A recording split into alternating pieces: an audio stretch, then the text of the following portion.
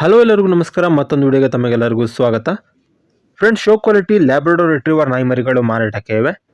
ನಾಯಿಮರಿಗಳಿಗೆ 28 ದಿನ ಏಜ್ ಆಗಿದೆ ಅಂತ ಹೇಳ್ತಾ ಇದ್ದಾರೆ. ಪ್ರೈಸ್ ಬಂದು ಮೇಲ್ ಪಪ್ಪಿಗೆ 11,000, ಹಾಗೆ ಫೀಮೇಲ್ ಪಪ್ಪಿಗೆ ಬಂದು 8,500 ರೂಪಾಯಿ ಅಂತ ಹೇಳ್ತಾ ಇದ್ದಾರೆ. ಇದು ಬಂದು ವಿತೌಟ್ KCI ಪೇಪರ್ ಪ್ರೈಸ್ ಆಗಿರುತ್ತೆ.